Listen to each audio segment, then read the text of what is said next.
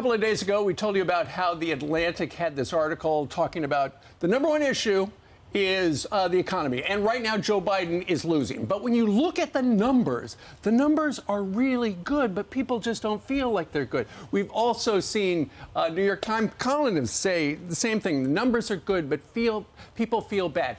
Over on MSNBC yesterday, Stephanie Ruhle had Austin Goolsbee on, who's a great guest. He knows all about economics. I actually hosted the 5 with him once. I mean, he was here a lot. A brilliant guy. He President of Chicago's Federal Reserve. Right. He used to come on this show.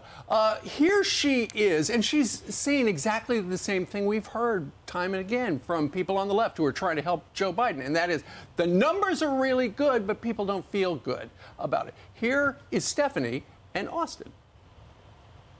Need an economic explainer. People are confused, they're exhausted, but they're also doing quite well. So I want to start with prices. They've been an issue for everyone. What is your take when you hear about big consumer brands actually cutting prices? Good, but you've had inflation that got way too high in the U.S. and in other countries around the world.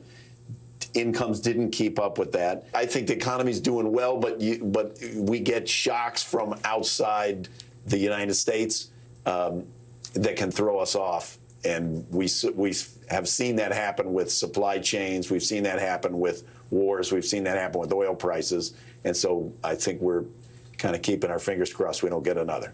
I don't think that's the answer she thought she was going to get.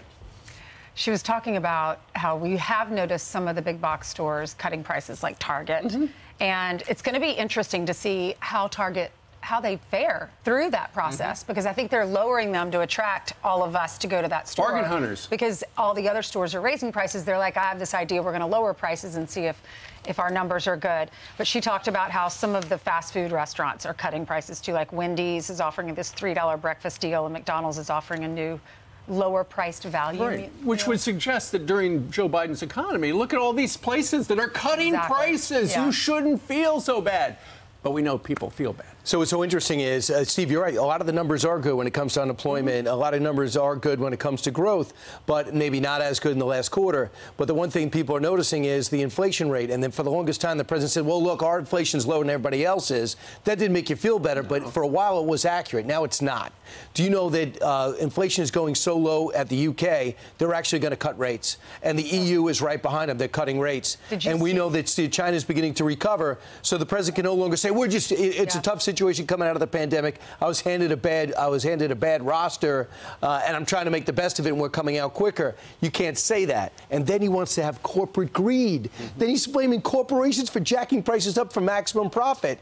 So he's blaming the grocery store owners. Meanwhile, here in the U.S., they're talking about possibly raising interest rates again. The minutes were released from the last meeting, and there were a lot of people in the room that vote on this that were suggesting that we should increase prices again, and that affected the stock market yesterday. It did indeed. And Brian, to your point, Joe Biden needs a boogeyman, and it's always, blame the Republicans. But now, given we're 3.5 years plus into the Joe Biden economy, he's got to blame. Okay, I've been blaming Republicans for a long time. Now I need to blame companies. And so for jacking up prices. When people say, hey, look, Target's cutting the prices and all that other stuff about a new $5 McDonald's value meal and things like that, it's like, hey, are things getting better? People don't feel that good. We had a small business owner on from Oklahoma about an hour ago, and she said when she opened her bakery in Yukon, Oklahoma in 2020, with her mother, eggs were $15 a carton.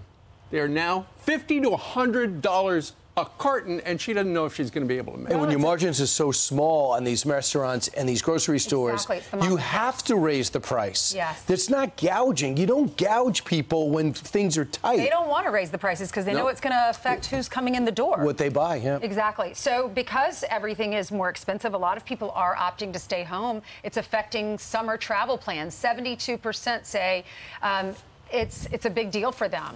It's going to affect their summer travel plans. Only 28% say, nah, not much. Okay, so what are the big problems for your family? Not surprising, grocery prices, gas prices, the cost of electricity as well.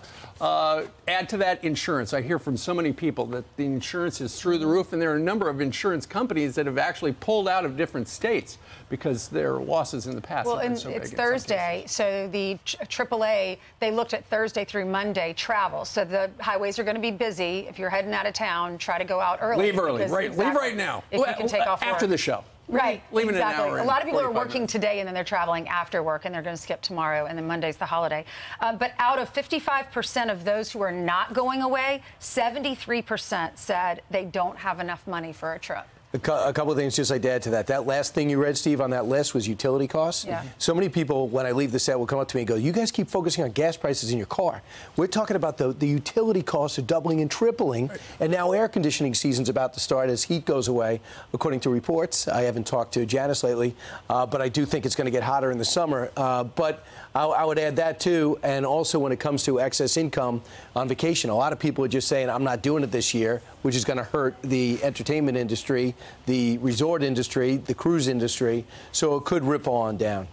I was reading this morning that apparently, and this according, I think, to AAA, the cost of gas is only up 6 cents more than it was a year ago. But keep in mind, it has gone up significantly during the Biden administration. Still a lot. It's still $3.60, and yeah. I think it's $3.60 a gallon. I'm Steve Doocy. I'm Brian Kilmeade. And I'm Ainsley Earhart. And click here to subscribe to the Fox News YouTube page to catch our hottest interviews and most compelling analysis.